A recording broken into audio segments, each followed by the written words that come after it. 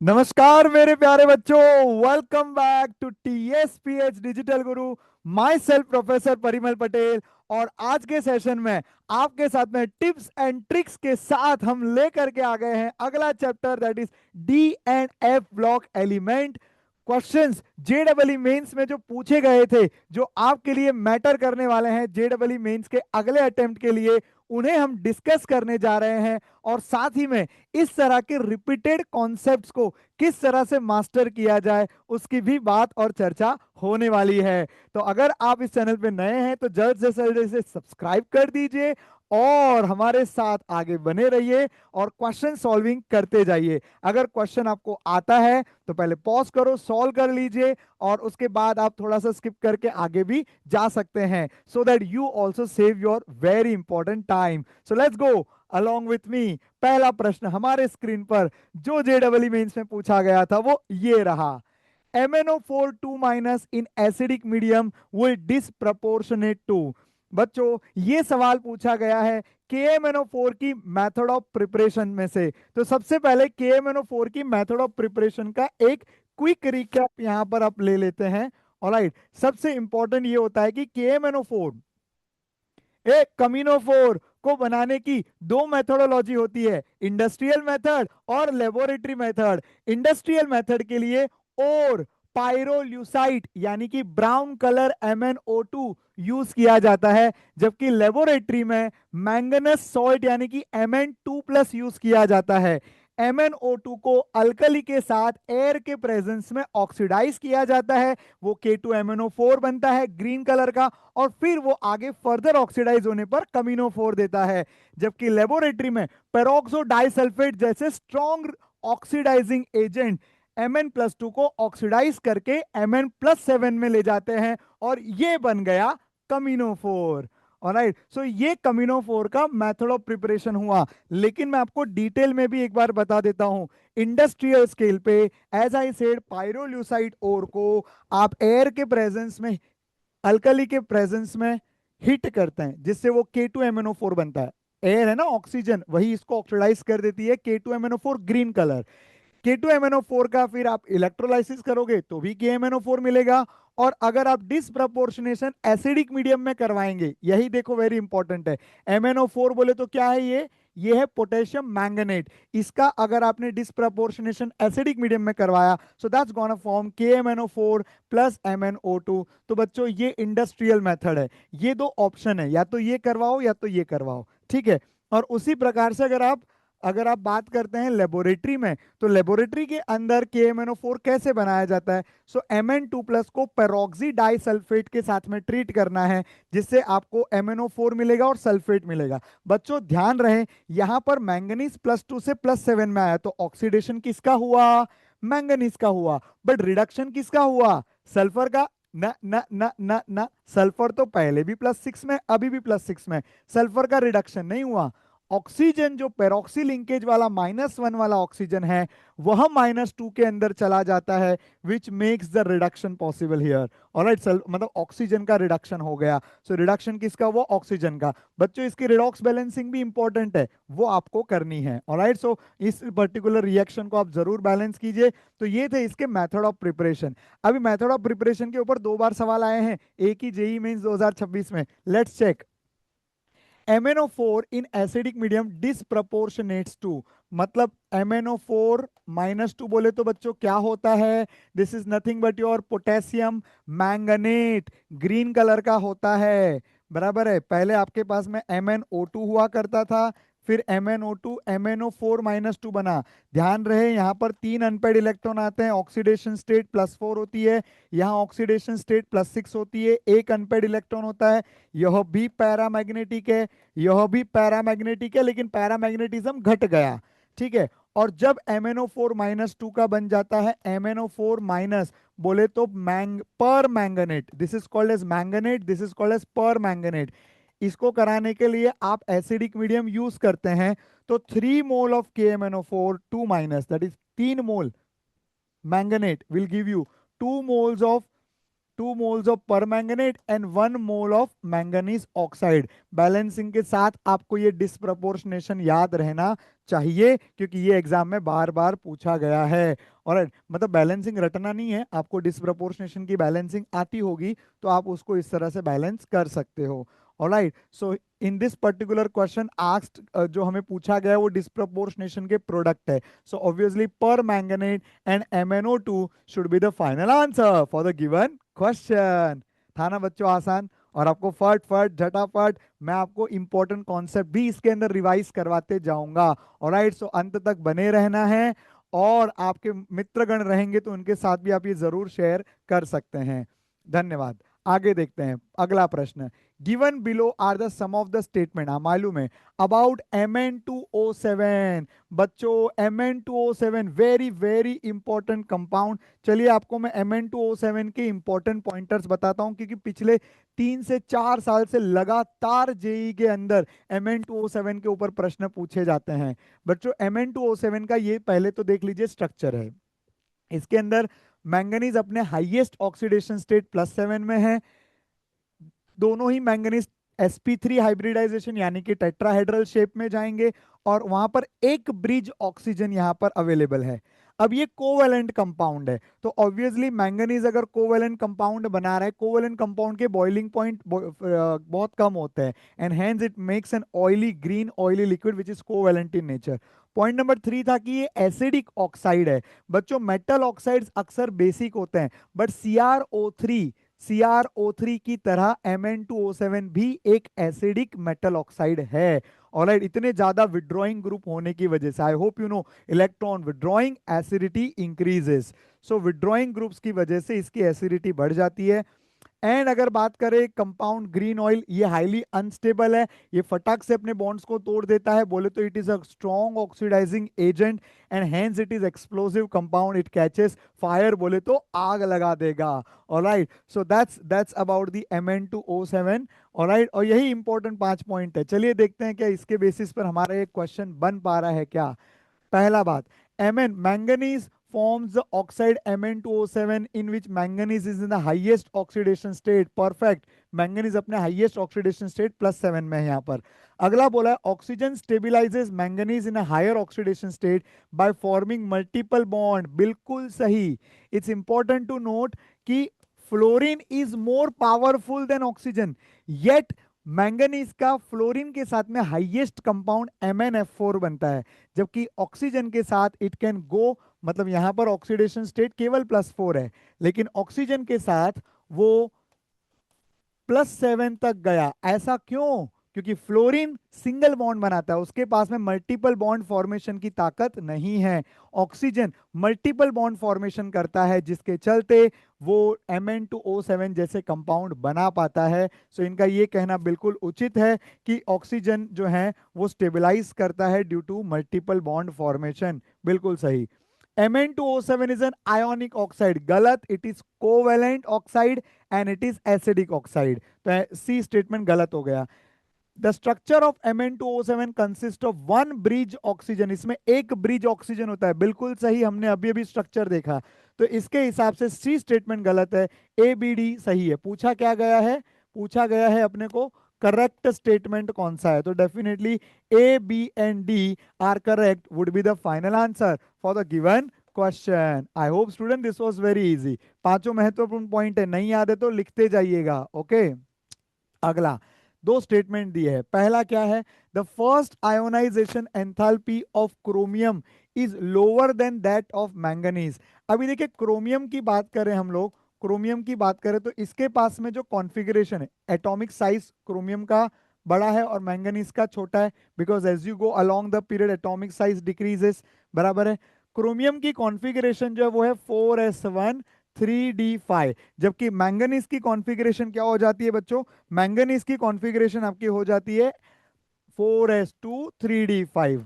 ठीक है, 4s2 3d5। अब ऑब्वियस सी बात है, मैंगनीज ऑलरेडी स्टेबल है, ऑलरेडी मैंगनीज स्टेबल है, 4s2 3d5 में है, छोटा भी है। क्रोमियम ऐसे तो स्टेबल है 3d5 में, बट एक इलेक्ट्रॉन दे देगा तो उसका 4s भी जीरो हो जाएगा और एटॉमिक साइज भी बड़ा है उसका, एंड हेंस उसका फर्स्ट आयोनाइजेशन एंथैल्पी जो है वो मैंगनीज से कम होना चाहिए। तो ये स्टेटमेंट यहाँ पर बिल्कुल सही जा रहा है। नेक्स्ट स्टेटमेंट चेक करते हैं। The second and third ionisation enthalpy of chromium are higher than those of manganese. तो यहां पर हमें सोचना यह है कि अगर आपने एक इलेक्ट्रॉन निकाल दिया, बराबर है, एक इलेक्ट्रॉन निकाल दिया, तब ये हो गया 3d5 और ये हो जाएगा 4s1 3d5। तो डेफिनेटली सीधी सी बात है कि यहाँ पर जो है 3d5 ऑलरेडी एक स्टेबल स्टेट बना हुआ है, और यहाँ पर जो आप मैंगनीज देख रहे हैं, ठीक है, ये जो मैंगनीज आप यहाँ पर देख रहे हैं उसका क्या बना हुआ है, देखिए, बराबर है, जो मैंगनीज आपको यहाँ पर दिया हुआ है वो एक इलेक्ट्रॉन लॉस करने के बाद 3d5 में आने वाला है, राइट। तो बाद में 3d5 में आएगा ना, तो इसकी सेकेंड आयोनाइजेशन एंथैल्पी जो रहेगी वो कैसी रहेगी, ऑब्वियसली ऑब्वियसली ज्यादा रहेगी इससे, ठीक है, सेकेंड आयोनाइजेशन एंथैल्पी इसकी ज्यादा रहेगी। But friends, we have to also think about the third ionization enthalpy here. अब थर्ड आयोनाइजेशन एंथैल्पी की बात करें तो ये जब एक और इलेक्ट्रॉन गंवा देगा तो 3d4 बन गया, जबकि ये एक और इलेक्ट्रॉन गंवाने के बाद 3d5 बनेगा। तो जब ये एक और इलेक्ट्रॉन गंवाने के बाद 3d5 बना है तो थर्ड आयोनाइजेशन एंथैल्पी किसका ज्यादा होना चाहिए?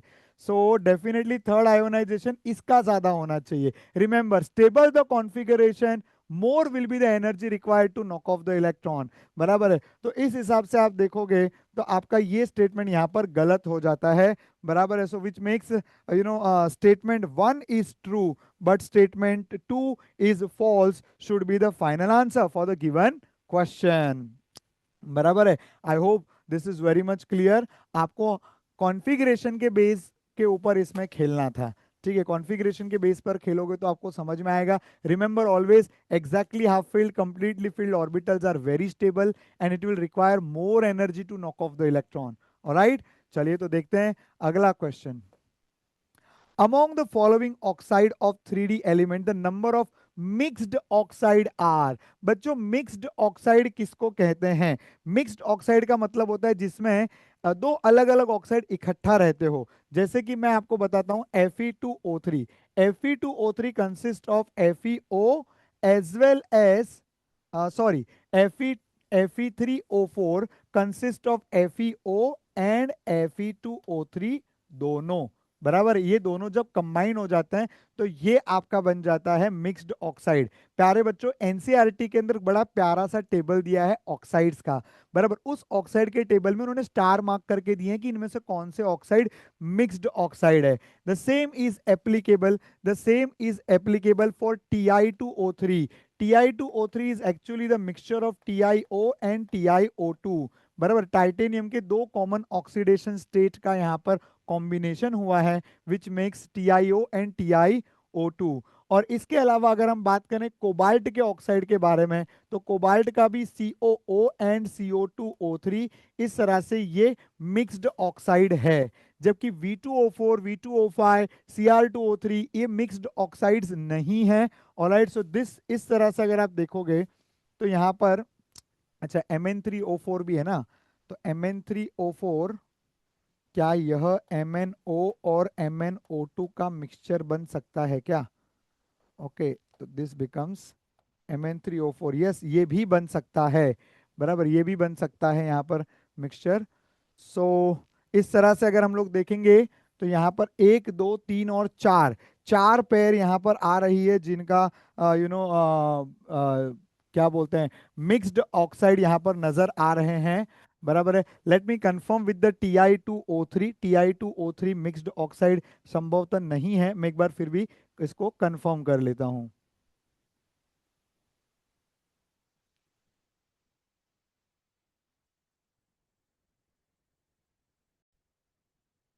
All right students, as expected titanium का ये जो ऑक्साइड है ना, ये TiO TiO2 एग्जिस्ट करता है, but Ti2O3 itself also exist. So ये कोई मिक्स्ड ऑक्साइड नहीं है। यहाँ पर टाइटेनियम अपने +3 ऑक्सीडेशन स्टेट के अंदर एक नॉन स्टोइक्योमेट्रिक ऑक्साइड बनाता है, और ये मिक्स्ड ऑक्साइड नहीं है। तो आपके एनसीईआरटी का वो टेबल जो है ऑक्साइड का, वो आप जरूर जरूर रेफर कीजिएगा। तो अगर Ti2O3 को हम छोड़ दें तो इसके हिसाब से यहाँ पर 3 कंपाउंड बन रहे हैं, तो 3 should be the final answer for the given question. So this was yes a little bit tricky, मतलब हमें वो ऑक्साइड के चार्ट जो दिया हुआ है वो अच्छे से याद होना चाहिए। So let's see the next one. The oxidation state of chromium in the final product formed in the reaction between Ki and K2Cr2O7 fix है, फिक्स है, फिक्स है। अगर K2Cr2O7 किसी और को ऑक्सीडाइज करेगा तो बदले में वो खुद रिड्यूस हो करके हमेशा क्रोमियम +3 में ही जाएगा, उसका कलर ऑरेंज से ग्रीन ही बनेगा। सो ये जो रिएक्शन और ये जो चेंज है ये फिक्स है, which makes chromium +3 as a final answer for the given question. अब वो Ki से रिएक्ट करे कि किसी से भी रिएक्ट करे, ठीक है। सो किसी से मतलब उसके जो 3 स्पेशल रिएक्शन है वो जरूर पढ़िएगा।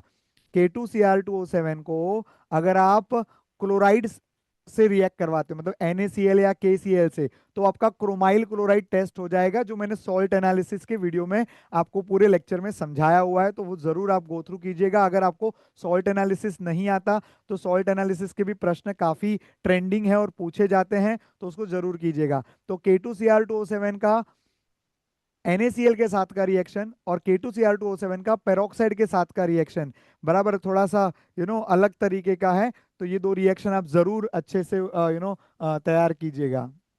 Next, 200 cc of X into 10 raised to -3 molar potassium dichromate is required to oxidize 750 cc of 0.65 molar Mohr's salt. तो बच्चों ये क्वेश्चन जो ये टाइट्रेशन टॉपिक से लिया गया है।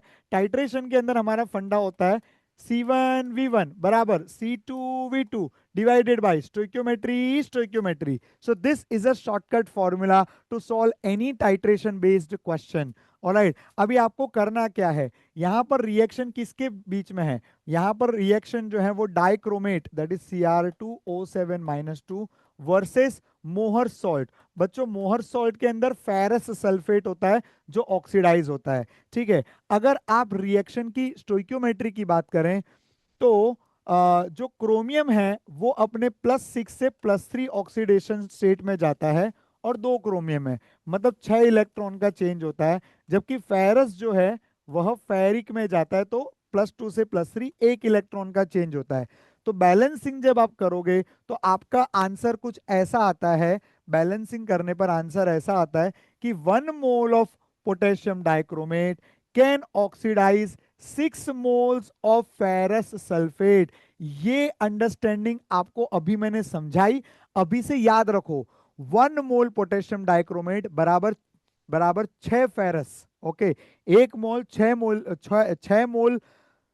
6 मोल मोहर सॉल्ट को धो डालेगा। आया समझ में? तो 1 मोल 6 मोल को धोने वाला है। ऑलराइट, सो 1 मोल वर्सेस 6 मोल। सो लेट अस सी, यहां पर हम लोग ले लेते हैं डाइक्रोमेट और यहां पर हम लोग लेंगे फेरस।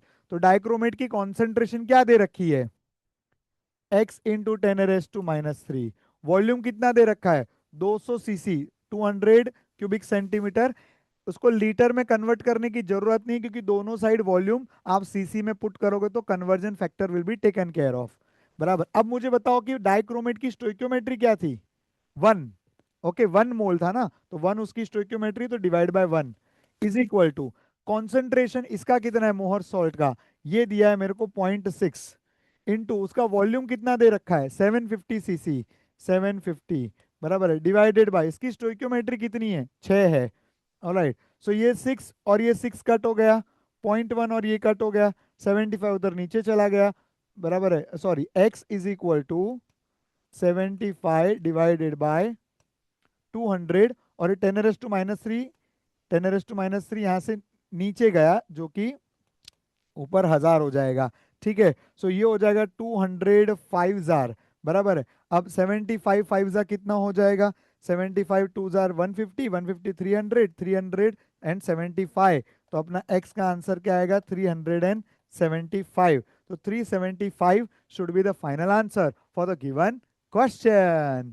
बराबर है। तो सर 375 मोलार, अरे 10⁻³ भी है उधर, ठीक है ना, पर वो फैक्टर इन वो लोग ने पहले से कर लिया है, नो प्रॉब्लम।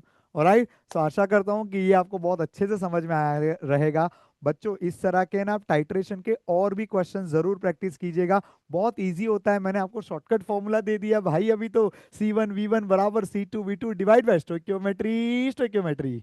ऑलराइट, सो इस तरह से आप इस क्वेश्चन को आसानी से कर पाएंगे, ठीक है। चलिए आगे बढ़ते हैं, अगला प्रश्न।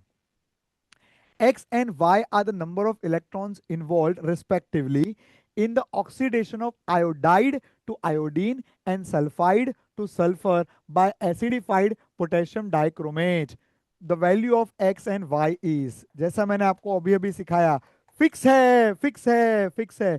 पोटेशियम डाइक्रोमेट +6 से हमेशा +3 में ही जाएगा, ये फिक्स है। मतलब 1 मोल के लिए यहाँ पर 6 मोल इलेक्ट्रॉन का चेंज पक्की बात है, ठीक है। अभी प्रश्न क्या है, during the oxidation of I-2 and S-2 बराबर है। मतलब अगर मैं इसको रिएक्ट करवाता हूं I- के साथ में, तो इसका I2 बन जाएगा, बराबर है। रिएक्शन को बैलेंस करने के लिए मैंने इसको I- और I2 लिख दिया यहां पर।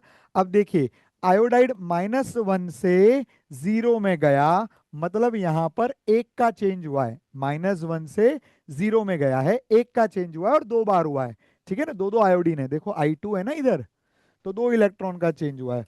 और यहाँ पर +6 से +3 यानी कि 3 का चेंज हुआ है, लेकिन वह भी 2 बार हुआ है। So this also makes 6 electron change. So यहाँ 6 इलेक्ट्रॉन, यहाँ 2 electron. So what will I have to do, 2 electron वाले को इंटू 3 कर देंगे। इंटू 3 कर दिया तो ये हो जाएगा 6 और ये हो जाएगा 3, बराबर है।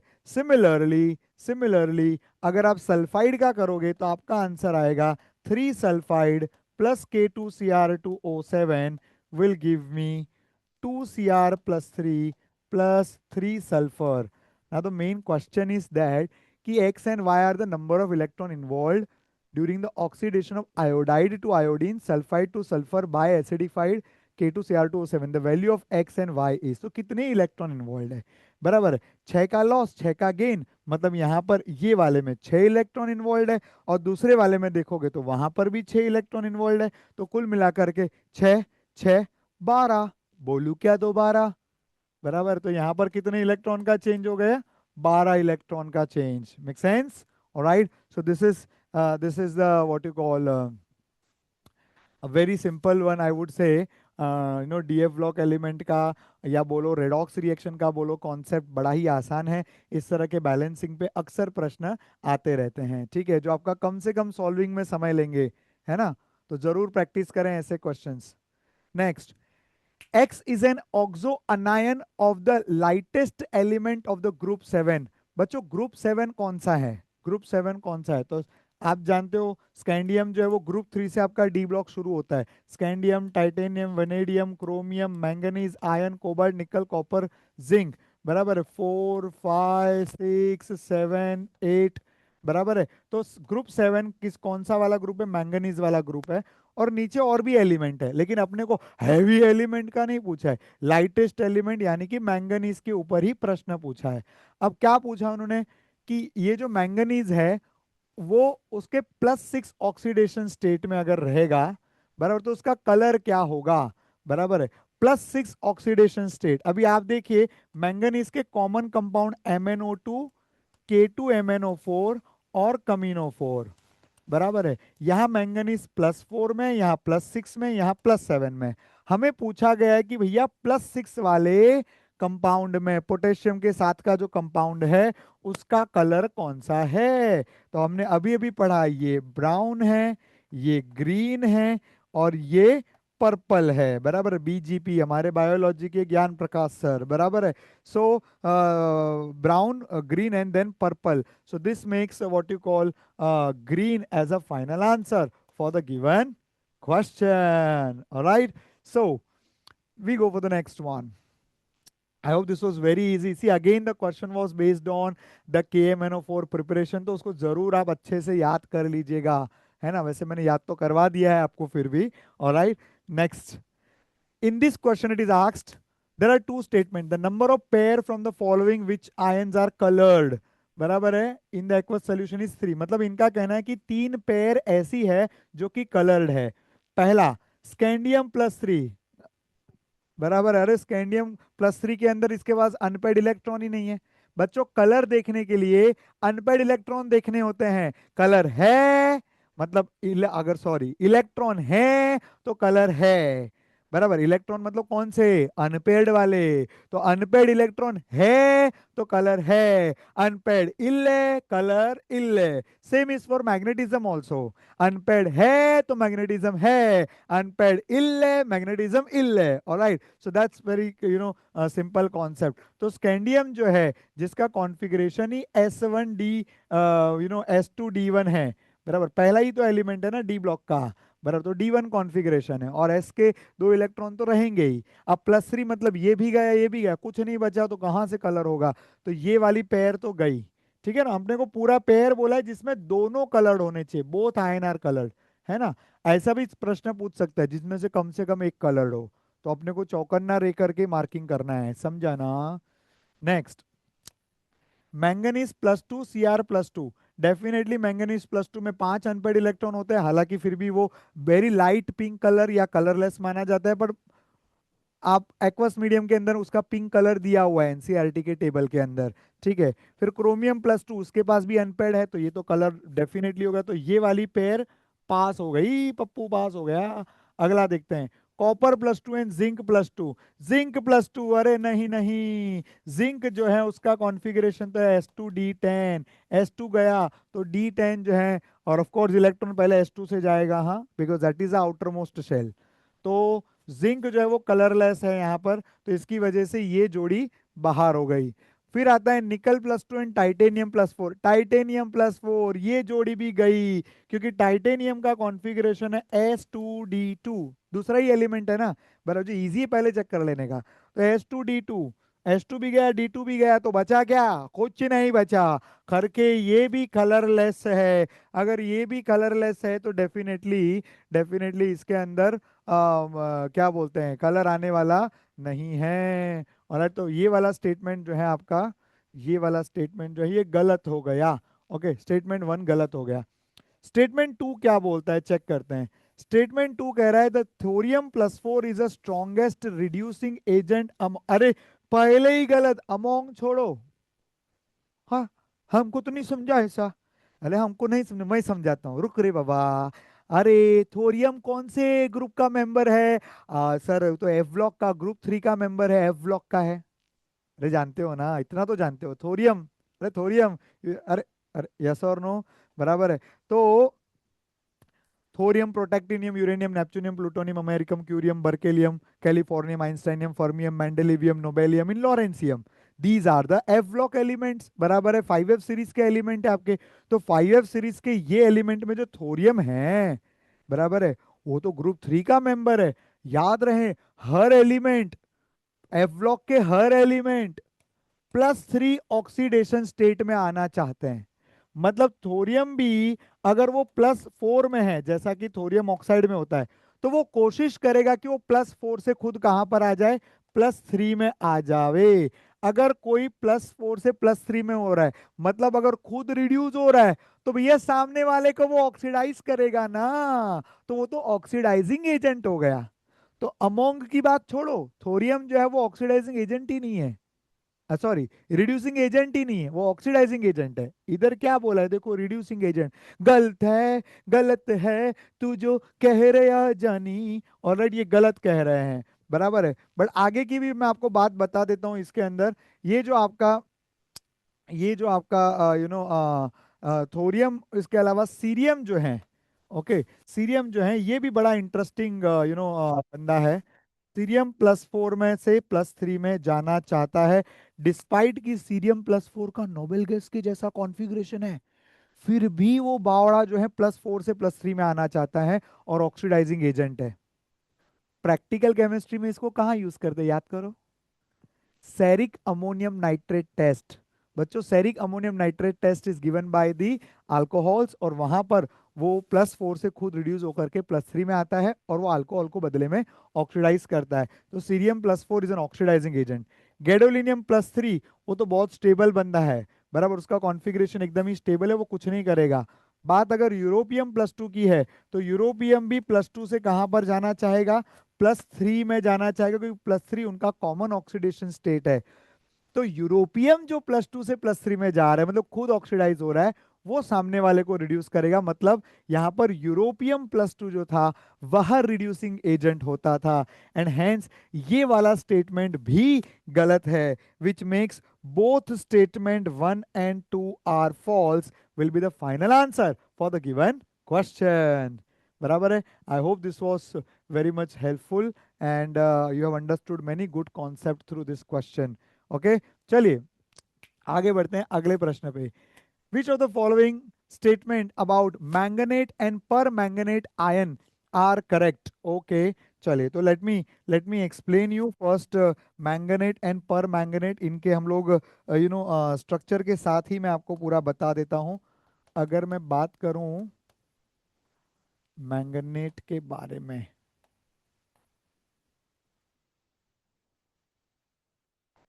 Okay, so this is the manganate ion. Okay, ये आपका मैंगनेट है। और वही अगर लोग बात करें किसके बारे में, पर मैंगनेट के बारे में,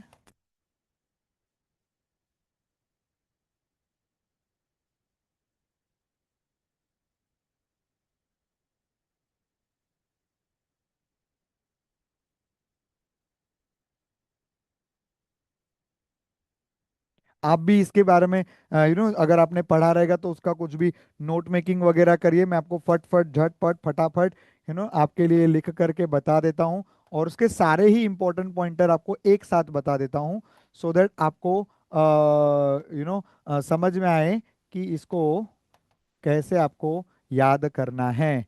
ठीक है। और यहाँ पर एक अनपेड इलेक्ट्रॉन है, तो यह पैरामैग्नेटिक हो जाएगा। और ये जो रहेगा, इसके पास अनपेड इलेक्ट्रॉन नहीं है, तो डायामैग्नेटिक हो जाएगा। ठीक है, राइट। सो हाँ, इसको अच्छे से याद कर लो। हाँ, दोनों स्ट्रक्चर देखो मैंने आप लोग के लिए बना दिए हैं। Manganate and permanganate, this both are very very important anions. अगर हम बात करें मैंगनेट के बारे में, तो मैंगनेट का फॉर्मूला होता है MnO4-2, जहां पर मैंगनीज ने 6 बॉन्ड बनाए हैं और उसका ऑक्सीडेशन स्टेट +6 है। वही अगर हम बात करें पर मैंगनेट के बारे में, पर मतलब हाइपर और ज्यादा, तो +6 से और ज्यादा, दैट इज +7। यहां आपका MnO4- जो है वो +7 ऑक्सीडेशन स्टेट में है। इसके पास में अनपेड इलेक्ट्रॉन नहीं है, इसके पास में एक अनपेड इलेक्ट्रॉन है, जिसकी वजह से ये पैरामैग्नेटिक है और ये सब्सटेंस जो है वो अभी भी डायामैग्नेटिक है। Alright, so this paramagnetic, this is diamagnetic, and also both the structures are tetrahedral because of the sp3 hybridization. All right, so I hope this entire concept is very much clear and very much retained. And याद रखिए, पर manganate जो है वो इसी से बना है। बोले तो आप मैंगनेट को आप जब फर्दर एसिडिक मीडियम में डिसप्रपोर्शनेट कराते हो, जैसा हमने इसके मेथड ऑफ प्रिपरेशन में पढ़ा था, ये कन्वर्जन हमें होकर के मिलता है। ठीक है, so I hope this helps. Now coming to the question, the geometry of both manganate and permanganate ion are tetrahedral is a perfectly correct statement. Second हमें पूछ रहा है the oxidation state of manganese in manganate and permanganate are 7 and 6 respectively. घाई घाई में बैल जैसा मत करना। मैंगनेट एंड परमैंगनेट, मैंगनेट +6 में होना चाहिए था, और पर मैंगनेट जो है ये आपका +7 में होना चाहिए था। तो इन्होंने रिस्पेक्टफुली इसको उल्टर चिंटर कर दिया, ई ना चौलबे, ये नहीं चलेगा। सो बी स्टेटमेंट गलत हो गया। सी बोल रहा है oxidation of manganese to salt by peroxo disulphide gives the manganate ion. बिल्कुल सही, याद करो बच्चों, आज ही हम लोग ने रिकॉल किया था। पर मैंगनेट की अगर हम बात करें method of preparation in the laboratory scale, तो डेफिनेटली वहां पर हम लोग पेरोक्सो डाइसल्फेट यूज करते हैं। ठीक है, अगला है manganate ion is paramagnetic and permanganate ion is diamagnetic. बिल्कुल सही, क्योंकि मैंगनेट के पास में एक अनपेड इलेक्ट्रॉन है, जबकि पैरामैग्नेटिज्म के पास में अनपेड इलेक्ट्रॉन इल्ले, अनपेड इल्ले, तो मैग्नेटिज्म भी इल्ले, बराबर है। वैसे अनपेड इल्ले तो कलर भी तो इल्ले होता है। फिर सोचो KMnO4 कलर्ड कैसे है, सोचो सोचो। चार्ज ट्रांसफर, नहीं याद है तो लिख के रखना, चार्ज ट्रांसफर की वजह से KMnO4 इज कलर्ड, बराबर। ऐसे और भी कंपाउंड है, जैसे कि कॉपर का ऑक्साइड हो गया, ऑलराइट, Cu2O, कॉपर 1 के अंदर अनपेड इलेक्ट्रॉन नहीं होता है, फिर भी वो कलर्ड है, रेड कलर का कंपाउंड है, सो वो भी चार्ज ट्रांसफर की वजह से कलर है। निकल DMG कॉम्प्लेक्स, ये भी चार्ज ट्रांसफर की वजह से रेड कलर होता है। तो ये 3 एग्जाम्पल चार्ज ट्रांसफर के जरूर याद रखिएगा। अगला है acidified permanganate reduces. Really, this is so wrong. Obviously, KMnO4 is an oxidizing agent. It will oxidize the oxalate. It will oxidize the oxalate to carbon dioxide. It will oxidize the nitrite to nitrate, and it will oxidize iodide to iodine. मतलब आपका E statement गलत है, तो A, C and D are the only correct statement for the given question. तो सिर्फ इतना ही, इसके अंदर यही 3 स्टेटमेंट सही है। चलिए तो आगे देखते हैं अभी अगला प्रश्न। आई थिंक अगला प्रश्न जो है ये आपके प्रैक्टिकल केमिस्ट्री का है, तो मेरे हिसाब से आपके डी ब्लॉक के जो भी क्वेश्चंस आपके पूछे गए थे DF ब्लॉक के, हमने इस पर्टिकुलर लेक्चर के अंदर सारे कवर कर लिए हैं। अगर आपने प्रैक्टिकल केमिस्ट्री का सॉल्ट एनालिसिस का लेक्चर अभी तक नहीं देखा है तो please go and check that out. और एज आई सेड, अगर चैनल पे नए हो तो इसको सब्सक्राइब फॉलो जरूर कर दीजिएगा, एंड कमेंट में let me know which was the best particular question that was a moment that you find, और सुपर मजा आ गया सर, ये हमें बहुत अच्छा लगा, तो आप कमेंट करके जरूर बताइएगा। Thank you so much, that's all for the time being, फिर एक बार मिलते हैं, थैंक यू।